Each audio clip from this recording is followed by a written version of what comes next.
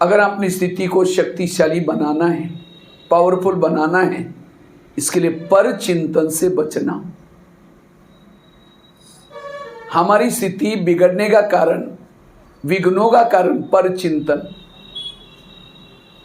पर चिंतन समझा? हाँ? और माताएं ज्यादा करती है, भाई लोग भी करते हैं, लेकिन माताएं ज्यादा करती, क्योंकि माताओं में सहन शक्ति ज्यादा है, कम है?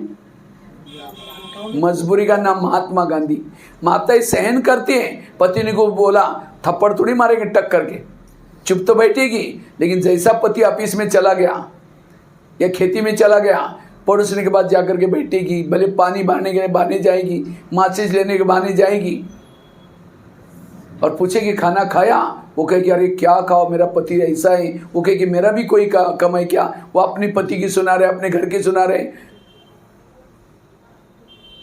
अपने बेटे की सुना रहे। इसको कहते हैं पर चिंतन। और चलते चलते क्या बोलेगी, मैं कभी कभी धमकाती हूं, तुम भी कम नहीं करना, न तो सिर पर बैठेगा, अभी से कंट्रोल में रख। बस वो बातें सुन के आई, तब फिर इसको याद आता है कि मैं भी कोई कम हूं क्या, मैं भी काम करती हूँ, मैं भी मेहनत करती हूँ। ऐसा सारा दिन चिंतन करेंगे, शाम को जब आता है पानी मांगता है, कैसे देंगे? ले तेरे को आता नहीं, गुस्से से पानी दिया, खाना गुस्से से बनाया, स्थिति बिगड़ गई। ये परिचय। इसलिए माताओं को सहन शक्ति की देवी बननी है। कभी भी किसी का परचिंतन, तो कोई ऐसे बैठा है यहाँ, कभी भी आज तक हमने किसी का भी परचिंतन नहीं किया और करते भी नहीं। अगर ऐसा हो तो हाथ खड़ा करना, लेकिन झूठ बोले कौवा काटे। कौन कौन ऐसा है जो परचिंतन कभी सुनते भी नहीं और करते भी नहीं? कोई है? हाथ खड़ा करो। परचिंतन हम नहीं सुनते, अपना जो ड्यूटी है वो कर। चलो एक भी हिम्मत से कर रहे, पता नहीं फिर क्या है। बाकी किसी ने, मैं सोचा था कि टॉपिक को मैं शायद चेंज करूं, लेकिन सब लोग करते, इसका मतलब जरूरी है, और है भी, करते सभी। तो आज से अगर अपनी स्थिति को पावरफुल बनाना है, शक्तिशाली बनाना है, योग युक्त बनना है, इस पर चिंतन के राक्षस को खत्म करो। क्योंकि जो परचिंतन करता है, जिसका परचिंतन करेंगे उसके लिए नफरत आएगी, उसके लिए घृणा आएगी, गुस्सा आएगा। और जो परचिंतन करता है किसी का, किसी के दोष देखता है, बाबा उसको प्यार नहीं करेगा। अब किसी के घर में जाओ, उनके बच्चे भी बैठे हैं, बाप भी बैठा है, बच्चों को कहेंगे बच्चा ठीक नहीं, नालायक है, ऐसा है वैसा है, और बाप को कहेंगे आप बहुत अच्छे, आप कितने अच्छे। बाप कहेगा तुम पहले यहाँ से भाग जाओ, तुमने मेरे बच्चों की गिलानी की, तुम मेरे बच्चा बोलता है। क्योंकि हर मम्मी पापा को अपने बच्चे क्या होते हैं? प्यारे होते हैं। इसी तरह सारा दिन कहेंगे वो बहन ऐसे, वो भाई ऐसा है, वो ऐसा है वैसा है, और शाम को योग में बैठेंगे, मीठे बाबा, प्यारे बाबा, शांति के सागर, दही के सागर। बाबा कहेगा तुम पहले यहाँ से भाग जाओ, तुमने मेरे बच्चों की गिलानी की, जिसको मैं मीठे बच्चे बोलता और तुम कहते इसको कोई अकल ही नहीं, तुम यहाँ से भाग जाओ। तो बाबा प्यार करेगा। फिर योग में बैठेंगे, पता नहीं हमारा योग ही नहीं लगता। क्यों नहीं लगता? मैंने किसी के दोष देखते, मैंने किसी का परचिंतन किया। इसलिए आज से हमें ये परिवर्तन करना है, मुझे किसी का परचिंतन ना सुनना, ना किसी का करना। कई कहते हैं हम करते नहीं, लेकिन कोई आकर के सुनाता है तो क्या करें? क्यों सुनाता है? हम सिर हिलाते, अच्छा अच्छा अच्छा, और क्या हुआ? वो उठ के भी जा रहे हैं, बैठो ना, चाय पानी पी के जाना, बताओ ना और क्या हुआ। अब कोई वॉमिटिंग करता है, उल्टी करता है, कहां जाता है उल्टी करने के लिए? वॉश बेसिन में। और उल्टी क्यों करता? पहली तो बात, किसी को वॉमिटिंग क्यों आते हैं? वो तला हुआ, सड़ा हुआ, चटपटी कुछ खाएगा, पेट में डाइजेस्ट नहीं होगा, तो क्या करेगा? वॉमिटिंग करेगा। और जब तक वॉमिटिंग नहीं करेगा उसको नींद। इसी तरह जो सारा दिन चटपटी बातें देखता है, चटपटी समाचार सुनता है इधर उधर की, और वो आत्मा को तो डाइजेस्ट नहीं होता ये सब गंदी बातें, तो फिर क्या करेगा? उसको नींद नहीं आएगी। जब तक किसी को नहीं सुनाएगा तब तक उसको नींद। और उल्टी किस में की जाती है? वॉश बेसिन में। तो इसी तरह परचिंतन की बातें किस में सुनाते हैं? कान में। तो कान कोई वॉश बेसिन तो नहीं है ना? वैसे कान का आकार सुंदर सा वॉश बेसिन है, बीच में एक नली भी, और हर व्यक्ति का वॉश बेसिन फिक्स है। ऐसी कोई बातें देखता है, सुनता है, तुरंत उल्टी करने के लिए क्या करता है? वॉश बेसिन को फोन करता है, आ जाओ, वंडरफुल समाचार है, आ जाओ। वॉश बेसिन भी बड़ा खुश होकर आता है, बताओ क्या हुआ। अगर उसको टाइम ही नहीं है, कहता है कोई बात नहीं, मैं खुद ही आता हूँ। और खुद जाकर उसके कान में अब कोई उल्टी करता है, उस समय हम नाक बंद करके उसको कहते हैं उधर जा उधर जा, और यहाँ कोई उल्टी करता है तो और क्या हुआ? हाँ? चाय पानी पिलाएंगे, कोई कचरा ला करके घर में डालेंगे आपके, कहेंगे हाँ आपका धन्यवाद, रोज आया करो, और जहाँ पूजा होते वहाँ डाला करो, ऐसे कहेंगे। और किसी की व्यर्थ बातें, निगेटिव बातें सुनाता है, हम उसकी खातिरी करेंगे। इसको ही बाबा कहते हैं कुसंग। ये है कुसंग। कुसंग मतलब कोई बाहर वाले की बात नहीं, अगर कोई बीके भी है, कोई ज्ञान में चलता है, इधर उधर की बातें सुनाता है, ये भी कुसंग है, और इससे आपकी स्थिति बिगड़ती है। इसलिए ये समय, आज ही रात को विनाश होने वाला था, भूकंप आने वाला था, कुछ होने वाला था, लेकिन भगवान ने मेरे पर रहम किया, मुझे जिंदा रखा। किस लिए जिंदा रखा है? पर चिंतन करने के लिए नहीं रखा। वो कहता है आज का दिन मैं जिंदा रखता हूं, तुम अपने विकर्म को विनाश करो, योग लगाओ, कमाई करो। लेकिन हम क्या करते हैं? उस समय को कैसे बर्बाद करते हैं? इसलिए आज से बिल्कुल हमें किसी की परचिंतन की बातें, परचिंतन करना अर्थात कोयले के व्यापारी बनना। जो कोयला का व्यापारी बनता है, हाथ भी काला, मुंह भी काला, जिसको बेचे वो भी काला। और कहाँ रहता है वो कोयले के व्यापारी? कहाँ रहते हैं? झुग्गी झोपड़ी में रहते हैं। पता नहीं कल परसों में एक दिन कई धनबाद के पास मुझे को स्कूटी में एक भाई लेके गया, उधर झरिया पता नहीं क्यों से, और ये इतना धूल मिट्टी। मैं जब शाम को जब आया, मैं चेहरा आईने में देखा तो मेरा चेहरा मुझे पहचान ही नहीं आया। मैंने कहा मेरे बाल काले कैसे हो गए?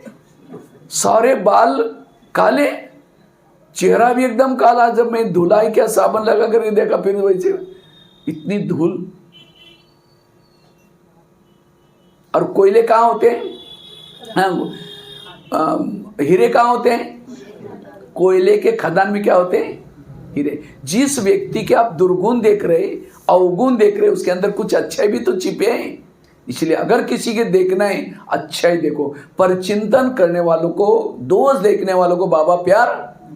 बाबा ने अभी शायद 18 जनवरी की मुरली थी, पता नहीं, इसी समय रिवाइज बाबा ने कहा शुभ चिंतक बनो, शुभ चिंतन करो, शुभ वृत्ति रखो, शुभ वायुमंडल फैलाओ।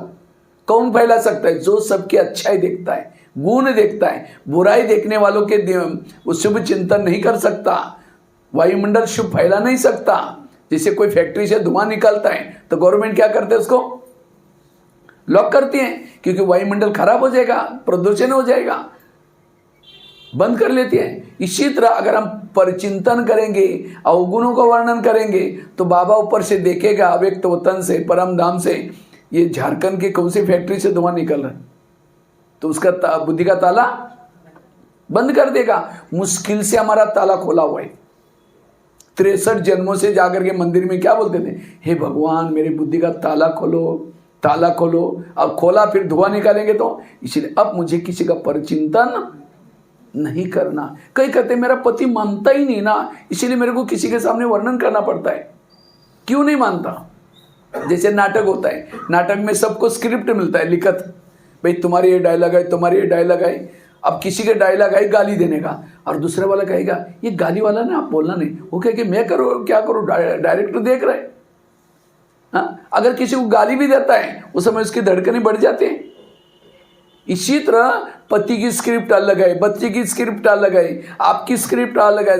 अब पति की गाली देने की स्क्रिप्ट है, तो जिस दिन गाली दी, योग में बैठेंगे बाबा को, बाबा आज इन्होंने कितना अच्छा पार्ट बजाया, मजा आ गई, बहुत अच्छा लगा। तो इसलिए उनका पार्ट है, उनकी लिखत है, इसलिए किसी का भी दोष नहीं है। इसलिए हमें परिचिंतन कीजिए। परिचिंतन करना अर्थात अपना गला काटना। बाबा कहते हैं सुदर्शन चक्र घुमाओ, और किसका गला काटो? माया का। लेकिन हम प्रदर्शन करके अपना ही गला काट लेते हैं। अपना आकाश में थूकेंगे, थूका कहाँ आएगा? अपने मुंह पर आएगा। पर चिंतन करने से खुद का ही घाटा होता है। इसीलिए आज से हमें पक्की धारणा करने, मुझे किसी का परिचिंतन ना सुनना, ना करना, ना देखना। ये दृढ़ संकल्प करना है, तब आपकी अवस्था शक्तिशाली बन जाएगी। क्योंकि जिसका परिचिंतन करते हैं उसके लिए नफरत आएगी, घृणा आएगी। जो परिचिंतन करता उसके दिमाग में मुरली के पॉइंट नहीं रहते। जैसे दिखाते हैं ना स्कूलों में, सरस्वती किसके ऊपर बैठी है? किसके ऊपर बैठी है? कौन सी पंछी के ऊपर? हंस के ऊपर बैठती थी। हंस के ऊपर, हंस अर्थात अंदर बाहर स्वच्छ। हंस अर्थात नीर अलग, खीर अलग, दूध अलग, पानी अलग, कंकड़ अलग, मोतिया। तो जो ज्ञान में चलने के बाद जो दूसरे की अच्छाई देखता वो कौन है? हंस। और जो दूसरे की बुराई देखता वो है कौवा। तो कौवे के ऊपर सरस्वती कैसे बैठेगी? सवेरे मुरली सुन के जाएंगे, शाम को पूछेंगे आज की मुरली क्या थी? बड़ी अच्छी थी। वरदान क्या था? बहुत अच्छा था। क्या था? बहुत अच्छा था। मीठे बच्चे में गया, वो भी अच्छा था। क्या था? ओम शांति। दिमाग में एक पॉइंट भी नहीं ठहरा। क्यों? क्योंकि दूसरे के अवगुण देखने की आदत है। अवगुण, और जिसके दिमाग में ज्ञान भी नहीं है, ज्ञानी दिमाग में खुशी कैसे रहेगी? ज्ञान क्यों नहीं बैठता? मनन चिंतन चलता ही नहीं, क्योंकि बुद्धि को ताला लगा हुआ है। इसलिए कभी भी किसी का परिचिंतन नहीं करना। परिचिंतन करने से वायुमंडल खराब हो जाए। परिचिंतन करने वालों को सुख शांति। एक शिष्य था, भगवान के पास जाता है, कहता है भगवान मैं जीवन में आगे बढ़ना चाहता हूँ, मैं उन्नति करना चाहता हूँ। भगवान ने कहा ठीक है, उसके लिए मैं तुम्हें वरदान देता हूँ। वरदान देता हूँ, साथ में 2 थैले देता हूँ। भगवान ने कहा एक थैले को तुम पीठ के पीछे रखना और दूसरे थैले को आगे रखना। और भगवान ने कहा जो पीठ के पीछे थैला है, तुम्हारे आस पास पड़ोस में जो भी लोग रहते हैं, सभी के अंदर जो भी बुराई है, अवगुण है, उन सब की चिट्ठियां बना करके मैंने उस थैले में डाला है। कौन से? पीछे वाले थैले में। उस थैले को अच्छी तरह बांध देना, ना खुद देखना ना उसके बारे में सोचना, बस इतना करना। और आगे वाला जो थैला है उसके अंदर तुम्हारे अंदर की खुद की बुराई है, तुम जिद्दी हो, किसी को नहीं मानते हो, तुम्हारे जो भी दोष हैं वो आगे वाले थैले में, उस थैले को खुला रखना। जब भी तुमको टाइम है, फुर्सत है, हाथ डालो मेरे अंदर क्या क्या बुराइयां हैं, देख करके उसको परिवर्तन करो, तुम्हें सुख शांति सब मिलेगी। जाओ, लेकिन थैले का ध्यान रखना। दूसरे की बुराई को कहाँ रखना? पीछे। और अपनी बुराई को कहाँ रखना? कहता है भगवान मुझे सुख चाहिए, शांति चाहिए, मैं ऐसा ही करूंगा जैसे आपने कहा। वो थैले लेके चला गया। कुछ साल के बाद वो शिष्य क्या करता है? पीछे का थैला आगे किया, माना दूसरे की बुराई को क्या किया? आगे किया, और उसको खोल दिया और हाथ डाल के देखता, अच्छा फलाना ऐसा ही, मुझे पता ही नहीं था। अच्छा ही मैंने देख लिया, अच्छा ही मुझे पता चला उसके बारे में। और अपनी बुराई को क्या क्या बांध करके पीछे रखा। लोग बोलते भी अरे भाई तुम ये ठीक नहीं, नहीं मैं ठीक हूं, उसके कारण ऐसा होता है। जैसे उसने थैले उल्टे के, वरदान उल्टे हो गए और ही दुखी हो गया, अशांत हो गया, परेशान हो गया। फिर भगवान के पास आता है, कहता है भगवान मुझे सुख मिला ही नहीं, मुझे शांति मिली नहीं। भगवान ने कहा अच्छा तुमको जो मैंने थैले थे उसको कहाँ रखा था? कहते भगवान मेरे से कई बार भूल गई थी, मैंने पीछे का थैला आगे किया था। भगवान ने कहा यही तुम्हारे दुखों का कारण है। ये कहानी किसी और की नहीं, किसकी कहानी है? हम भी यहाँ आते किस लिए आते हैं? थोड़ा सुख मिल जाए, शांति मिल जाए, तरक्की हो जाए। तो बाबा भी कहते हैं ठीक है बच्चे, मैं तुमको इसके लिए वरदान देता हूँ, साथ में 2 थैले देता हूँ। कौन सा? दूसरे की बुराई को कहाँ रखो? पीछे रखो, और अपनी बुराई को कहाँ रखो? आगे रखो। लेकिन हम बाहर जाकर के क्या करते हैं? क्या करते हैं? दूसरे की बुराई को आगे कर लेते हैं, फलानी ऐसी है, वो ऐसी है, और अपनी बुराई को क्या करते हैं? पीछे कर लेते हैं। और यही हमारे दुखों का कारण है, यही हमारे योग न लगने का कारण है। इसलिए आज से हमें किसी का भी परिचिंतन। मुझे वैसे तो मैं गुलजार दादी के साथ 10 साल तक रहा दिल्ली में, दिल्ली पांडवन में। गुलजार दादी जो बाबा का रथ है, तो मैंने कभी दादी के अच्छी वंडरफुल विशेषता देखी। दादी को कोई भी किसी की बेरद बातें सुनाता था, दादी सिर हिला करके हाँ जी नहीं बोलती थी, वो एकदम ऊपर चली गई बाबा के, हाँ भी नहीं ना भी नहीं। वो सुनाने वाला अपने भाग जाता था वहाँ से। लेकिन हम क्या करते हैं, पहले तो चाहते नहीं, धीरे से कहेंगे अच्छा अच्छा अच्छा अच्छा, धीरे धीरे शुरू किया। सुनाने वाला सुना करके पाप कर रहे हैं, लेकिन आप अच्छा अच्छा करके क्या कर रहे हैं? पाप को उसके अंदर भागीदार बन रहे। इसलिए कभी भी किसी की नेगेटिव बातें ना सुनना। तो कई क्या करेंगे, पीछे से किसी की बुराई करेंगे, फलानी ऐसी है, वो ऐसी है, और अचानक आई क्या कहेंगे? ओम शांति, अभी हम आपको याद कर रहे थे, मुख में राम बगल में। इसलिए बाबा ने सबको सफेद ड्रेस दिया है। सफेद ड्रेस किसका प्रतीक है? अंश बनो। इसलिए आज से अगर हमें अपनी स्थिति को पावरफुल बनाना है, शक्तिशाली बनाना है, तो पर चिंतन से बचना। पर चिंतन एक प्रकार का क्या है, ब्रेकर है। जैसे बाबा आजकल कहते हैं बच्चे तीव्र पुरुषार्थ करो, लेकिन तीव्र पुरुषार्थ में हमारी रुकावट कब आती है, जब हम किसी का दोष देखते हैं, अवगुण देखते हैं। इसलिए आज से हमें कभी भी किसी का अवगुण, अब जिसका परिचिंतन करेंगे फिर उसका भगत बनना पड़ेगा। आप लोगों ने तो भक्ति तो छोड़ी है ना, छोड़ी भक्ति, अभी भी मंदिर में जाते हैं, हाँ, स्टूल में तो छोड़ दिया, भजन कीर्तन तो बंद किया ना। ये करते हैं भजन कीर्तन। भजन कीर्तन में क्या होता है, 2-4 जन इकट्ठे होते हैं। एक जन क्या करता है, देवी की महिमा गाता है, ये देवी तुम बड़ी महान हो ऐसा, और दूसरा क्या करता है, पीछे से ढोलक बजाता है। तीसरा क्या करता है, झांझ बजाता है, मजार बजाता है, और 3-4 जन उस भजन को क्या करते हैं, सुनते हैं। उसको क्या कहा जाता है, कीर्तन भजन मंडली।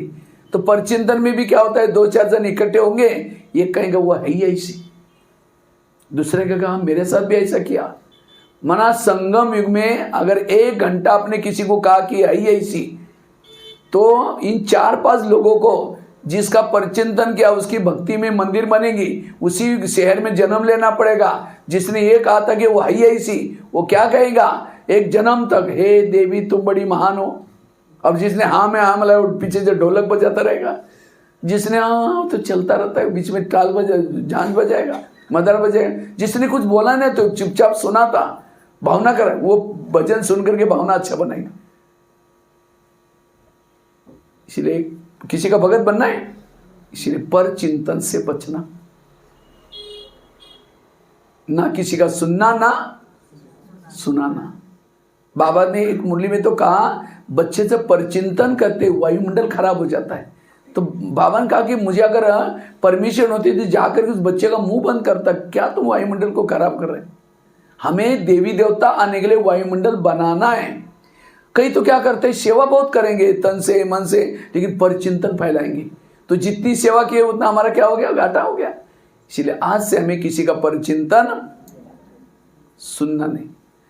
बाबा कहते हैं मेरे अच्छे अच्छे बच्चे थे, कभी मुरली में आता है, बहुत सेवा करते थे, लेकिन आज वो ही नहीं, चले गए। क्यों गए, उन्होंने किसी के दोष देखे, इसलिए यहां से आपको तो नहीं जाना ना, यहां से अंत तक रहना है या जाना है। मैं खुद भी देखा 30-40 सालों से, कई अच्छे अच्छे भाई बहने थे, ज्ञानियों करते थे, लेकिन आज वो ही नहीं, चले गए। क्यों, परचिंतन किया।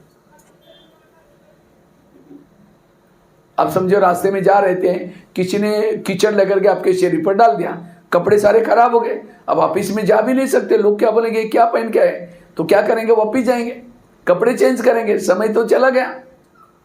दूसरे दिन वही व्यक्ति सामने है जिसने कल कीचड़ा डाला था, और कल ही नहीं कई बार डाला था, तो अब क्या करना चाहिए, क्या करना है उसे, कहना चाहिए हाँ कल जो कीचड़ा डाला बड़ा मजा आ गई, बहुत आज भी डाल दो, ऐसे बोलेंगे, उससे दूरी बनाएंगे ना।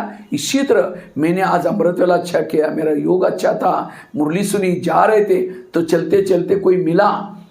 पहले तो शुरुआत होती है ज्ञान युग से, कैसे चल रहे, क्या चल रहे, बहुत अच्छा है। फिर कहेंगे हमारे सेंटर पर ना, पता नहीं वो सेंटर पर देखो बहनें ऐसे हैं, फिर शुरू हो जा। फिर कहेंगे ठीक है, जो करेगा सो भरेगा, ओम शांति करके गए। अब ये घंटा कहाँ गया, अवस्था अच्छी बिगड़ गई। फिर दूसरे दिन मुरली सुन के जा रहे थे, वही खड़ा है सामने, तो क्या करना है, उसे किनारा करो। जो किसी का परिचिंतन करता है, ये करता है, उसे दूर रहना। एक सत्संग चलता था, सत्संग में बहुत सारे लोग आते थे। तो एक दिन एक शिष्य ने गुरुजी को कहा, गुरुजी मुझे एक वरदान चाहिए। तो गुरुजी ने कहा क्या वरदान चाहिए, कहते हैं मेरे बारे में सबके दिल में क्या चल रहा है मैं जानना चाहता हूँ। तो गुरुजी ने कहा ठीक है, मैं तुम्हें वरदान देता हूँ, साथ में एक छड़ी देता हूँ। छड़ी मतलब मांत्रिक डंडा देता हूँ। जब भी किसी के दिल में तुम्हारे बारे में क्या चलता है जानना है, ये छड़ी को दिल में रखो और उस व्यक्ति का नाम लो तो पता चलेगा। तो गुरुजी ने क्या क्या वरदान दिया, छड़ी दी, शिष्य चला गया। अचानक शिष्य को रास्ते में याद आया, पहले मैं गुरुजी की चेकिंग करता हूँ, गुरुजी के दिल में मेरे बारे में क्या चलता होगा। तो अचानक रुक करके क्या करता है, छड़ी को दिल में रखता है और गुरुजी का नाम लिया। जैसे गुरुजी का नाम लिया, थोड़ी सी छड़ी काली हो गई। जब छड़ी काली हो गई, उसको लगता अरे गुरुजी के अंदर मेरे बारे में कालापन है, इनको गुरुजी बना करके फायदा क्या? आश्रम में आना बंद हो गया। 1 दिन हो गया, 2 दिन हो गया, महीना हुआ, तो एक दिन गुरुजी की नजर गई कुर्सी पर, अरे ये कुर्सी कई दिनों से खाली है, क्या बात है, क्यों नहीं आता? तो गुरुजी क्या करते, उनके घर में पहुंच गए। कहते क्या जी आप आजकल आश्रम में नहीं आते?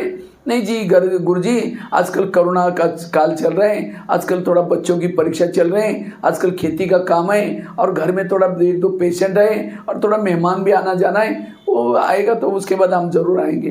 गुरुजी ने कहा आप 6 साल से आश्रम में आते थे, आंधी आए, तूफान आए, कुछ भी नहीं जी, नहीं जरूर कुछ बात है। कहते गुरुजी आपके अंदर मेरे बारे में कालापन है, जो छड़ी दिया ना मैं इसे देख लिया। गुरुजी ने कहा अच्छा ये बात है क्या, लेकिन तुमने देखा कि तुम्हारे अंदर औरों के बारे में कितना कालापन है? कहा कि नहीं देखा। देखो शीशे ने छड़ी को दिल में रखा, अपना नाम लिया, पूरी छड़ी काली। गुरु की कितनी काली थी? थोड़ी सी काली थी और पूरी सफेद थी, और शीशे की अपनी थोड़ी सी सफेद, पूरी अपना कालापन देकर के उनको शर्म आई, सिर झुकाया। तो गुरुजी ने कहा कोई बात नहीं, मैं भी जब आश्रम में आया था शुरू में मेरी भी छड़ी पूरी काली थी, लेकिन मैंने तपस्या करके, सेवा करके, दान पुण्य करते अभी इतनी बची है, वो तो अभी मैं कर ही रहा हूं। अगर तुम मेरे को देख करके आश्रम में नहीं आओगे, जो तुम्हारी सफेद बन रही वो भी क्या हो जाएगी?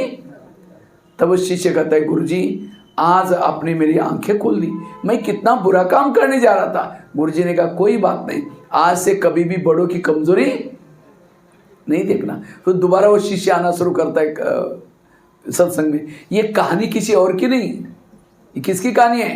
ये हमारी अपनी कहानी है। हम भी यहाँ आते आते आते जो हमारी पतित आत्मा थी, काली आत्मा थी, पावन बनना शुरू हो जाते हैं। लेकिन जैसे ही आते हैं, बहनों के संपर्क में आएंगे, सेवा के संपर्क में आएंगे, ज्ञान योग करेंगे, तो कभी कभी हम कहेंगे यहाँ जो पैसे देते ना उसको ही ज़्यादा आगे करते, फलानी बहन जी ऐसे, वो भाई ऐसे। याद रखना जब हम किसी के दोष देखते हैं, सबसे पहला अटैक हमारे भावना पर होता है, और भावना और योग इसका बहुत गहरा कनेक्शन है। जितनी आपको बहनों के प्रति भावना ऊंची है, मधुबन के प्रति भावना ऊंची है, सेंटर के प्रति भावना ऊंची है, जितना आने वालों के प्रति भावना ऊंची है, उतना आपका योग पावरफुल। अगर ये आपकी भावना बिगड़ गई, आपका योग खत्म। इसलिए कोई भी किसी की भावना बिगड़ने वाली व्यर्थ बातें सुनाता है, उसको हाथ जोड़ो, प्लीज ऐसी फालतू बातें हमको नहीं सुनाओ, स्ट्रिक्ट बनो। इसलिए पर चिंतन, इसलिए कई बार मुरली में पॉइंट आते हैं, बच्चे झगमुई नहीं करो, बच्चे पर ये बाबा क्यों बताता है? इससे हमारी स्थिति बिगड़ जाती है। इसलिए अगर अपनी स्थिति को बनाना है, आज से पक्का करना है, इस भट्टी में क्या करना है, आज से मैं किसी का भी परचिंतन न करना, ना सुनना, ना सुनाना, क्योंकि ये समय परिचिंतन करने का नहीं है। ये समय अपने स्वार्थ सफल करने का है, ये समय अपना विकर्म विनाश करने का है। कहते एक शिष्य था, एक यात्री था, वो यात्रा करने के लिए जा रहा था। यात्रा करते करते उसकी यात्रा जंगल से शुरू हो गई। जब जंगल से शुरू हो गई, उसको डर लगने लगा। पहले तो उसकी यात्रा अच्छी गई, लेकिन अचानक जंगल शुरू हो गया। अब उसको डर लगता है कहीं शेर ना आ जाए, चीता ना आ जाए। डरता हुआ वो यात्री यात्रा कर रहा था, तो अचानक पीछे मुड़कर देखा तो एक शेर उसके पीछे लगा।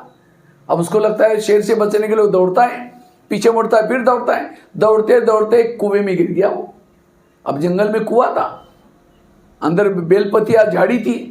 जैसा कुएं में गिरा, और वो नीचे भी नहीं गिरा, बीच में बेलपति पर लटक गया। उसको जान में जाना या अच्छा है, मैं शेर से क्या हो गया, बच गया। उसको लगा शेर तो भाग गया होगा आगे। जैसे ऊपर शेर करके देखा, शेर ऊपर से नीचे देख रहा है। वो यात्री कहता है मैं ऊपर आऊंगा नहीं तो मेरे को क्या खाएगा। इतने में उसको लगा देखता हूँ पानी कितना है। पानी देखने के लिए शेर नीचे किया, एक बहुत बड़ा अजगर मुंह फैलाकर उसके तरफ आ रहा था। अगर वो अजगर से बचने के लिए ऊपर जाता तो ऊपर कौन है, शेर। इतने में उसकी नजर गई जिस बेलपत्ती पर वो लटका है, उसको 2 चूहे काट रहे थे। एक बाजू में सफेद चूहा, दूसरे बाजू में काला चूहा। अगर वो बेलपत्ती कटती, कहां वो गिरता, अजगर के मुंह में।